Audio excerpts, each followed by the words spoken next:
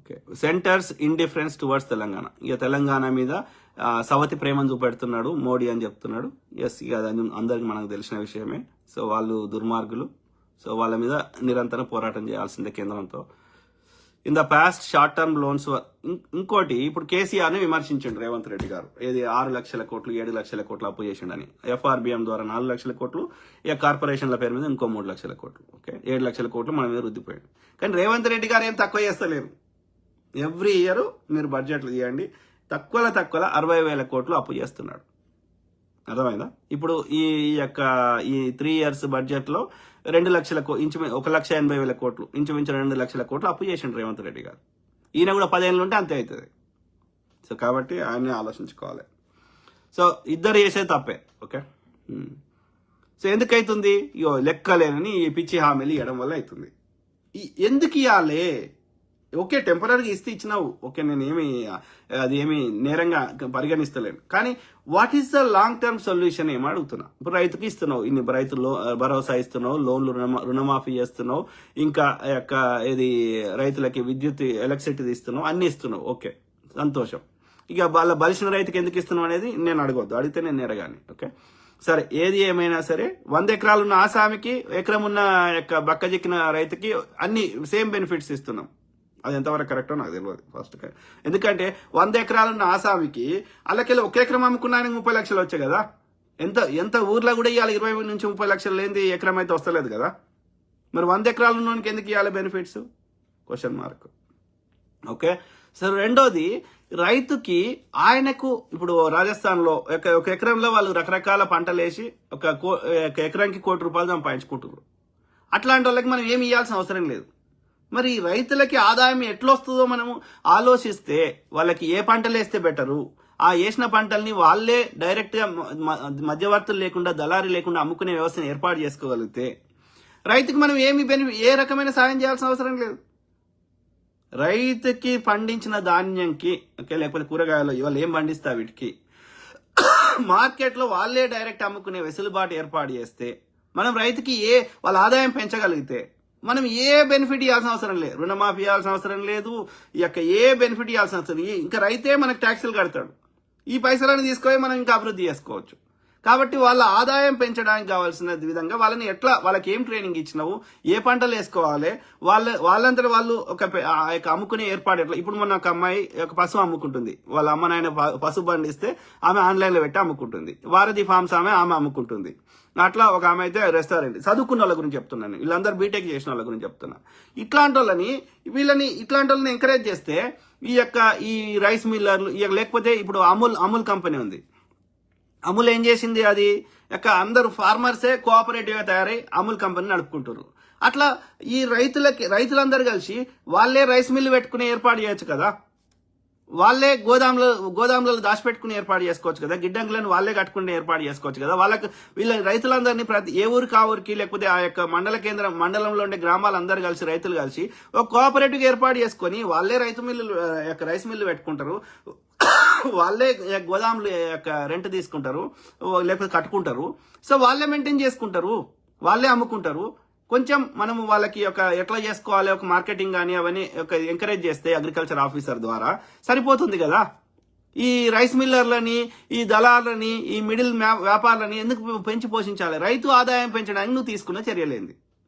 అందరూ ఒకటే పంట ఎందుకు వేయాలి? అందరూ ట్రెడిషనల్ పద్ధతిలోనే ఎందుకు వ్యవసాయం చేయాలి? సాంప్రదాయ పద్ధతిలో అందరు వరేస్తే నువ్వు వరే ఎందుకు వేయాలి? ఒక ఎడ్యుకేటెడ్ రైతు, లేకపోతే ఒక భూస్వామి, ఒక ఆసామి అట్లనే వ్యవసాయం చేస్తుండా? ఒక ఎకరము, 1/2 ఎకరము, 3 ఎకరాలు, 2 ఎకరాలు ఉన్నటువంటి చదువుకొని రైతు వ్యవసాయం చేస్తున్న, పంటలు వేస్తున్న విధానానికి ఒక చదువుకున్న రైతు గాని, ఒక 100 ఎకరాలున్న ఆసామి గాని, ఒకటే విధంగా ఒక భూస్వామి గాని అట్లనే వ్యవసాయం చేస్తుండా? మరి వాళ్ళకి ఎందుకు వాళ్ళ ఆదాయం పెంచే విధంగా నువ్వు ఎందుకు చేస్తలేవు? ఎంతసేపు 24 గంటలు నువ్వు ఎన్ని ఏళ్ళు వ్యవసాయం చేసినా ఇక వాడు రైతు పేదోడిగా ఉంటాడు. మళ్ళీ నువ్వు రైతు ఆత్మహత్యలు చేసుకుంటే, మళ్ళీ నువ్వు రుణమాఫీ చేసుడే, వారికి ఇన్ని చేసినా మళ్ళీ రైతు చచ్చిపోయినట్టే ఉంటాడు. ఎందుకు ఉండాలి? రాష్ట్రంలో రైతు ఆత్మహత్యలు జరుగుతలేవు. ఎందుకు జరుగుతలేవు అంటే నేను లోన్లు ఇచ్చిన అంటున్నావు, రుణమాఫీ చేసిన అంటున్నావు. Is that the solution? That's not the long term solution. నువ్వు ఏదో టెంపరీ ప్రజల మీద భారం వేసి ఇస్తున్నావు, కానీ that's not a long term solution. శాశ్వత పరిష్కారం ఏంది? రైతు పండించిన యొక్క పంటకి అధిక మార్కెట్ రేట్ రావాలి. వస్తే వాళ్ళ చేతిలో పైసలు ఆడితే వాళ్ళకి ఎవ్వడు ఏది ఇవ్వాల్సిన అవసరం లేదు ఫ్రీగా. అర్థమైందా? నువ్వు రైతులకి ఫ్రీగా కరెంట్ ఇవ్వాల్సిన అవసరం లేదు, రైతులకి ఈ యొక్క రుణమాఫీ చేయాల్సిన అవసరం లేదు, ఏం లేదు. ఎప్పుడు నువ్వు రైతుకి వాళ్ళ ఆదాయం పెంచు. మరి దానికి సంబంధించి ఏం చేసినావు? ఏం చర్యలు తీసుకున్నావు? ఏమి రైతుకు ట్రైనింగ్ ఇచ్చినావు? రైతు యొక్క ఆదాయం పెరగడానికి కావాల్సిన ఏర్పాట్లు ఏం చేసినావు? రైతులకి ఎన్ని యొక్క కోల్డ్ స్టోరేజ్ యూనిట్లు ఎన్ని కట్టించినావు? రైతులకి గిడ్డంగులు ఎన్ని కట్టించినావు? రైతు కోఆపరేటివ్ సొసైటీలు ఎన్ని ఏర్పాటు చేసినావు? రైతులకి వాళ్ళే రైస్ మిల్ పెట్టుకునే ఏర్పాట్లు ఎన్ని చేసినావు? ఇప్పుడు సెల్ఫ్ హెల్ప్ గ్రూప్ మహిళల కోసం మహిళలకు యొక్క సెల్ఫ్ హెల్ప్ గ్రూప్లకు ఎస్ఎస్జి కింద వాళ్ళకి ఎన్నెన్నో చేస్తున్నావు. వాళ్ళకి యొక్క ఏమంటున్నావు, పెట్రోల్ బంకులు పెట్టిస్తా అంటున్నావు, వాళ్ళకి యొక్క బస్సులు కొనిస్తా అంటున్నావు, వాళ్ళకి ఆర్టీసీని బతికేయడానికి మహిళల పేరు మీద నువ్వు ఖజానాన్ని 4,000 కోట్లు సంవత్సరానికి అట్లా పారవస్తున్నావు. ఆర్టీసీకి నిజంగా ఆ యొక్క ప్రజలు కట్టిన డబ్బులతోటి ఆర్టీసీ నడుస్తుందా? నడుస్తలేదు. నువ్వు ప్రభుత్వంలో ప్రజల యొక్క బడ్జెట్లకి వెళ్ళి 4,000 కోట్లు తీసి ఆర్టీసీని బతికించినా అని చెప్తున్నావు. అవునా కదా? సో అట్లా చేసినప్పుడు మరి నువ్వు మహిళలకు చేసినప్పుడు రైతులకు ఎందుకు చేస్తలేవు? రైతుల ఆదాయం పెరిగే విధంగా ఎందుకు చర్యలు తీసుకుంటలేవు? తీసుకుంటే నువ్వు ఏమి ఇవ్వాల్సిన అవసరం లేదు. ఆ డబ్బులని రైతులే మనకు ఇంకా ఇస్తారు అదనంగా బడ్జెట్లకి. ఇచ్చినప్పుడు మనం ఆ డబ్బులని ఎంత అభివృద్ధి కేటాయించుకోవచ్చు. కాబట్టి నువ్వు రైతులకి వాళ్ళ ఆదాయం పెరగడానికి ఏం చర్యలు తీసుకున్నావో చెప్పు.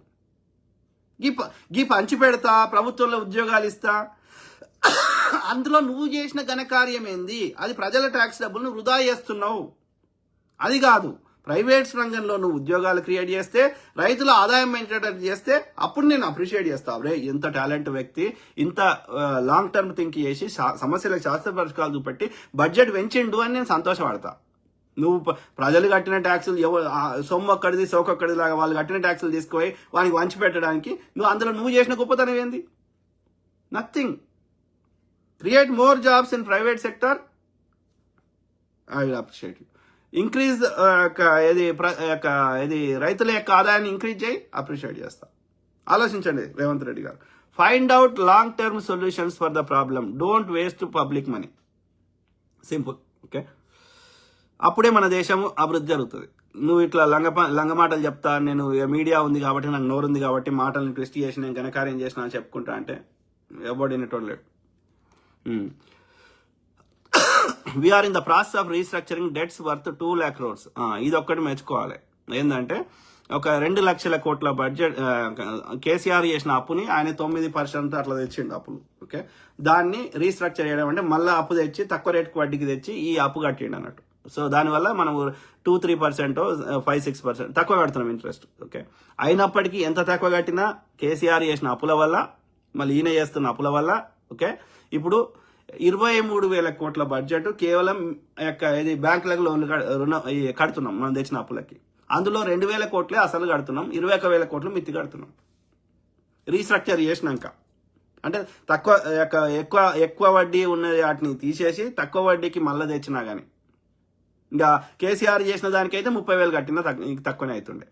ఓకే, అంటే అంత అప్పులు చేసుకుంటే వీక్తున్నాం. ఇంకా రాష్ట్రకి ఇప్పుడు రాష్ట్రం యొక్క సంపద ఎంత అంటే మొత్తం జిఎస్డిపి ఎంత అంటే 19 లక్షల కోట్లు. ఇవాళ రాష్ట్రకి అప్పు ఎంతనో, మన రాష్ట్ర సంపద ఎంతనో అప్పు అంత చేసే స్థాయికి తీసుకొచ్చారు. మోడీ అట్లనే చేసిండు దేశం మొత్తం. ఇవాళ దేశంలో ఉన్న అప్పు ఎంతనో, దేశ సంపద ఎంతనో అప్పు అంతా చేసిండు మోడీ. ఓకే, సో ఇప్పుడు వీళ్ళు కూడా అట్లే చేసే పరిస్థితికి వచ్చింది. రాష్ట్ర సంపద పెరిగింది అంటారు, భూముల రేట్లు పెంచుకొని పెరిగింది అంటే అయిపోతుందా? నువ్వు ఆ రేటుకు భూములు ఎంతమంది కొంటారు? కేసీఆర్ అన్నాడు 100 కోట్లకి ఎకరం అన్నాడు. ఎవడు కొంటారా? నీ 100 కోట్ల ఎకరం అమ్మురా చూద్దాం ఎవడు కొంటాడు. నువ్వు కాగితం మీద రేటు పెంచుకొని నాకు పెరిగింది ఆస్తి అంటే, నిజంగా మార్కెట్లో 100 కోట్లకి ఎకరం కొనేటోడు ఉన్నాడా? లేడు. ఎవరి దగ్గర ఉన్నాయి 100 కోట్లు ఎకరంకి 100 కోట్లు పెట్టి కొనేంత పరిస్థితి ఏడున్నది? ఎవరి దగ్గర ఉన్నాయి? లేనప్పుడు నువ్వు రేట్లు పెంచి కాగితం మీద రేట్లు పెంచేసి నాకు జిఎస్డిపి పెరిగింది అంటే నో.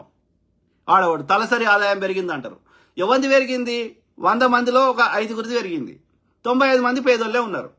ఈ 5 మంది సంపద తీసుకొచ్చి 100 మందితో డివైడ్ చేసి ఇక తలసరి ఆదాయం పెరిగింది, క్యాపిటల్ పెరిగింది అంటాడు బట్టి గారు, లేకపోతే వాడవాడు మోడీ గారు, ఇంకోడవాడు.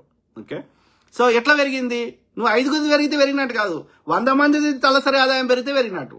5 మందిది 100 మందికి డివైడ్ చేస్తే పంచు, మరి 5 మంది దగ్గర ఉన్నది 100 మందికి పంచు, అప్పుడు నేను ఒప్పుకుంటా తలసరి ఆదాయం పెరిగిందని. 5 మందిదే పెరిగింది, 95 మంది పెరగలే. అర్థమైందా? సో అది పరిస్థితి. అన్ని లంగ మాటలు, కాగితం మీద చెప్పేది వేరుంటుంది, గ్రౌండ్ రియాలిటీ వేరుంటుంది. ఇది పరిస్థితి.